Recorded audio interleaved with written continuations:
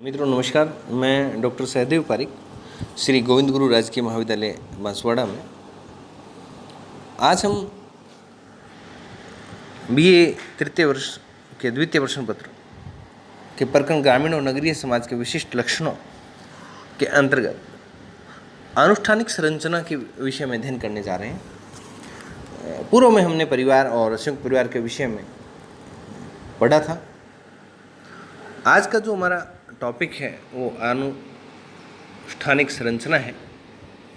तो आनुष्ठानिक संरचना को शुरू करने से पहले हम इसका थोड़ा परिचयात्मक रूप से अध्ययन करेंगे कि मनुष्य चाहे ग्रामीण हो या नगरीय, आदि अनादि काल से उसमें अलौकिक शक्तियों के प्रति एक जिज्ञासा रही है और इसे जानने की तीव्र अभिलाषा उसने की है। वह इस बात के लिए सदैव परिवर्तनशील रहा है कि ऐसी कौन सी शक्तियाँ हैं जो अज्ञात है और अदृश्य है और जो मानव से अधिक शक्तिशाली है, अति मानवीय है। और अलौकिक शक्ति ऐसी शक्ति जो किसी को दिखी नहीं, किसी ने उसको देखा नहीं और उसका आभास हमेशा हर पल हर व्यक्ति ने किया है। तो अलौकिक शक्ति के प्रकोप से सुरक्षित रहने और उसकी कृपा प्राप्त करने के लिए मनुष्य ने समय समय पर हर संभव प्रयास किए हैं और उन्हीं में से एक प्रमुख प्रयास उस अतिमानवीय और अलौकिक एवं अदृश्य शक्ति के सम्मुख स्वयं को असमर्थ मान करके नतमस्तक हो जाए और इस असमर्थता का प्रदर्शन और प्रगटीकरण जो है वो पूजा अर्चना आराधना या अनुष्ठान करके किया जाए। उस शक्ति को प्रसन्न करके उस शक्ति से लाभ प्राप्त करें।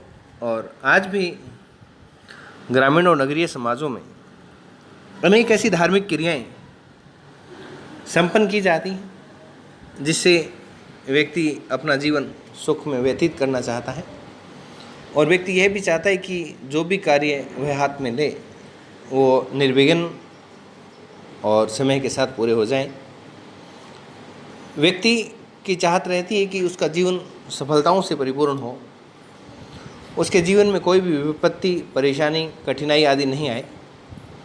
और इन सब से सुरक्षा प्राप्त करने के लिए व्यक्ति जो भी कार्य धर्म से जुड़े हुए जैसे पूजा अर्चना, कर्मकांड, प्रार्थना, मंत्रों का उच्चारण आदि करता है, वे सब अनुष्ठान कहलाते हैं। और ग्रामीण समाजों और नगरीय समाजों का एक विशिष्ट लक्षण धार्मिक अनुष्ठान माना गया है। तो मित्रों, हम अनुष्ठान के बारे में बात करते हैं। अनुष्ठान के जब बात चली तो अनुष्ठान के बारे में हम आपको बता दें कि अनुष्ठान का दूसरा नाम जो है वो कर्मकांड है और इंग्लिश में इसको रिचुअल्स कहते हैं। ये एक तरह के धार्मिक साधन है जिनके द्वारा व्यक्तिगत सामाजिक जीवन की शुद्धता का निश्चित आश्वासन को प्राप्त होता है, यानी कि अपने साध्यों को वो प्राप्त कर लेता है या करने की कोशिश करता है। ग्रामों और नगरों में व्यक्तिगत और सामाजिक जीवन से जुड़े हुए अनेक प्रकार के अनुष्ठान हम देख सकते हैं। भिन्न भिन्न जातियों और उपजातियों के विशिष्ट अवसरों पर संबंधित अनुष्ठान किए जाते हैं। गांव में इन अनुष्ठानों की अवहेलना पर जातीय पंचायत द्वारा आदेश दिए जाते हैं और उल्लंघनकारियों को पूर्व निश्चित विधान के अनुसार दंडित किया जाता है। कर्मकांडों के आधार पर ही जातियों को पहचाना जाता है और ग्रामों में मुख्य घटनाओं से संबंधित कर्मकांडों का अलग अलग विधान है, रिवाज है। जैसे कृषि कार्यों से संबंधित यदि हम बात करें तो भूमि पर हल जोतने से लेकर के बीज बोने से लेकर के और फसल की कटाई से संबंधित अनुष्ठान, विवाह, जन्म, गृह प्रवेश और व्यापार के क्षेत्र में यदि हम बात करें तो बही पूजा या खाता पूजन हम इसको कह सकते हैं आदि शुभ मुहूर्त और शुभ दिन के साथ धार्मिक विधि से ये अनुष्ठान के बाद इन कार्यों को प्रारंभ किया जाता है। कोई भी ब्राह्मण भोजन करने से पूर्व भोजन सामग्री के को प्रसाद के रूप में भगवान को भोग लगा करके हाथ में थोड़ा जल ले करके थाली के चारों ओर पवित्र एक धार्मिक व्रत उस पानी से खींचता है और परोसे गए खाद्य पदार्थों का थोड़ा थोड़ा अंश लेकर के देवी देवताओं के निमित्त अलग अलग निकालता है। अनेक समाजशास्त्रियों जैसे S.C. दुबे, श्रीनिवास आदि ने लिखा है कि ग्रामों और नगरों में धार्मिक विश्वास प्रातःकाल उठने से लेकर के और रात्रि को सोने तक, जन्म से लेकर के मृत्यु तक और वर्ष के प्रारंभ से लेकर अंत तक अनेक धार्मिक अनुष्ठान हमें दिखाई देते हैं। और A.R. देसाई ने लिखा है कि वास्तव में यह कहा जा सकता है, ये कहना बहुत कठिन है कि धार्मिक अनुष्ठान कहाँ से शुरू होते हैं और कहाँ समाप्त होते हैं। अनुष्ठान की जब अर्थ और परिभाषा की हम बात करें तो मित्रों, अनुष्ठान को बहुत सामान्य बोलचाल की भाषा में अनुष्ठान या कर्मकांड एक ऐसा कार्य है जो एक ही प्रकार से किया जाता है, यानी कि इसकी एक सर्वमान्य और सर्व साधारण में प्रचलित एक सामान्य विधि होती है। जैसे कोई वार्षिक उत्सव है और पारितोषिक समारोह, शहीदी दिवस।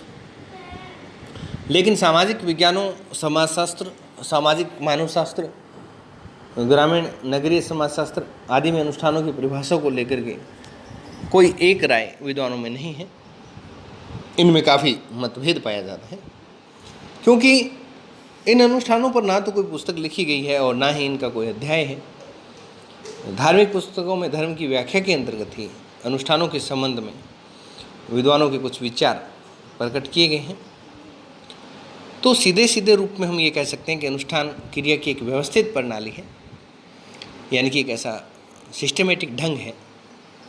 यह विशिष्ट संस्कारों को संपन्न करने के लिए बार बार या बारंबार दोहराया जाने वाला एक कार्य है और इसके द्वारा प्रत्येक धार्मिक समुदाय अपना विश्वास एवं आस्था को मूर्त रूप प्रदान करके अलौकिक शक्ति के सम्मुख प्रदर्शित करता है। और इस प्रकार से अनुष्ठान धार्मिक विश्वासों का एक मूर्त रूप अपने आप में होता है। अलौकिक शक्ति या आराध्य देवता को, यानी कि इस अलौकिक शक्ति का जो दूसरा नाम है वो भगवान या आराध्य कह सकते हैं, और उसको प्रसन्न करना और उससे अपनी मनोकामना पूर्ण करने के लिए जो कृत्य किए जाते हैं, जो एक आयोजन किए जाते हैं, उन सारे आयोजनों को जो है वो धार्मिक अनुष्ठान कहा जाता है। और अनुष्ठान एक तरह से धार्मिक क्रिया है जो पूर्व निश्चित और परंपरागत रीति रिवाजों के साथ संपन्न होती है। और दुर्खेम के अनुसार अनुष्ठान पवित्र या एक पावन क्रिया है। अनुष्ठान क्रिया की प्रणाली है जिसका उद्देश्य धर्म संबंधी मानवीय गतिविधियों को नियंत्रित और निर्देशित करते हुए संचालित करना है। अनुष्ठान की कोई सर्वसम्मत परिभाषा तो नहीं दी जा सकती, क्योंकि इसके कुछ अलग कारण हैं। पहला कारण तो हम ये कह सकते हैं कि अनुष्ठान की परिभाषा देना एक कष्ट साध्य कार्य है जिसे कोई करना नहीं चाहता है। और दूसरा, इसके बारे में सभी विद्वान एक मत नहीं है। और तीसरा, हम ये कहते हैं कि विद्वान अनुष्ठान से संबंधित किसी भी बात की जानकारी के अध्ययन करना चाहता है, ये स्पष्ट नहीं है। और चौथा ये रहता है कि अनुसंधान का उद्देश्य क्या है। तो उसमें भाग लेने वाले व्यक्ति उसमें अपने किस लक्ष्य की प्राप्ति या पूर्ति चाहते हैं। और एक अनुसंधान को परिभाषित करने में जो सबसे महत्वपूर्ण कठिनाई जो आती है वो ये है कि वैज्ञानिकों की रुचि अनुष्ठान की कार्य प्रणाली में है या उसकी व्याख्या करने। ये कुछ प्रमुख कारण हैं जिनसे चलते इसकी हम कोई विशिष्ट परिभाषा नहीं दे पाते। अनुष्ठान की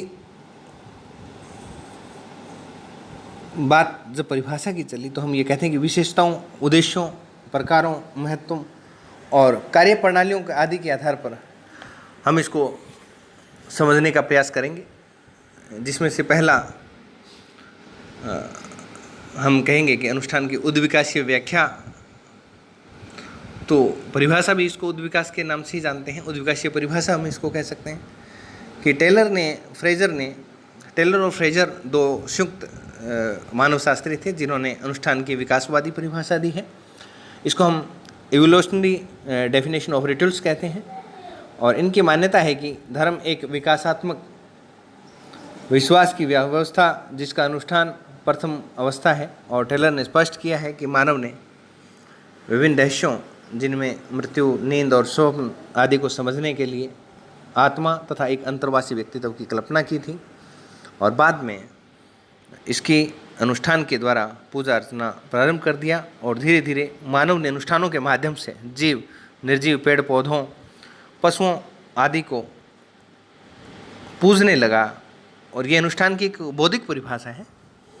टेलर की यह मान्यता रही है कि धर्म के विकास के क्रम में अनुष्ठानों की उत्पत्ति और विकास हुआ है, जबकि दुर्खीम ने धर्म से जुड़ी परिभाषा की अनुष्ठानिक व्याख्या में अपनी पुस्तक the elementary forms of religious life 1912 में धर्म के प्रारंभिक स्वरूपों के बारे में जब इन्होंने उल्लेख किया अपनी इस पुस्तक में 1912 में जो प्रकाशित हुई। सर्वप्रथम आपने मानवीय क्रियाओं को दो प्रकारों में, मैंने आपको बताया था कि समस्त पदार्थों को भी दो भागों में, समस्त क्रियाओं को दो भागों में, जिसको एक को पवित्र कहा और दूसरे को अपवित्र कहा। पवित्र क्रियाओं को इन्होंने साधारण माना है और अपवित्र क्रियाओं को इन्होंने साधारण माना है और उनका सम्मान इतना नहीं किया जाता है जितना कि पवित्र क्रियाओं को। पवित्र क्रियाओं को एक विशेष दर्जा और विशिष्ट इनको माना गया है। और इन पवित्र क्रियाओं से करने के लिए या इन पवित्र क्रियाओं को संपन्न करने के लिए कुछ निश्चित निषेध और नियम पाए जाते हैं। दुर्खीम ने पवित्रता की क्रियाओं का धार्मिक क्षेत्रों में होने वाली क्रियाओं या पनपने वाले व्यवहार को ही अनुष्ठान की संज्ञा दी है, अनुष्ठान कहा है। यानी कि अनुष्ठान वो है जो पवित्र क्रियाओं और उनसे जुड़े निषेधों और उनको संपन्न करने के लिए जो नियम बने हुए हैं उन सबसे जो रिलेटेड हैं, उन सबसे जो संबंधित हैं, वो सारे क्या अनुष्ठान हैं। टी पार्सन्स ने कहा कि अनुसार जो अनुष्ठान जो है वो वे प्रथाएं हैं जो पवित्रता के क्षेत्र में विद्यमान होती हैं और तथा वे एक अनुभव और तर्क के आधार पर नहीं समझी जाती हैं। आपने स्पष्ट किया है कि अनुष्ठान एक व्यवहार है जो अपने आप में एक लक्ष्य होता है। और प्रसिद्ध मानवशास्त्री फ्रायड ने भी अनुष्ठान की व्याख्या करते समय स्पष्ट किया कि अनुष्ठान मौलिक रूप से तर्क से परे होते हैं। मैंने आपको पहले ही बताया था कि धर्म में तर्क का कोई स्थान नहीं होता है। व्यक्ति की मान्यताएं इतनी ठोस होती हैं, विश्वास इतना प्रचंड होता है कि उसको तर्क नहीं तोड़ सकता है। और अनुष्ठान प्रतीकात्मक विश्वास होते हैं और इससे तर्क के आधार पर कुछ भी प्राप्त करने की उम्मीद हमें नहीं करनी चाहिए।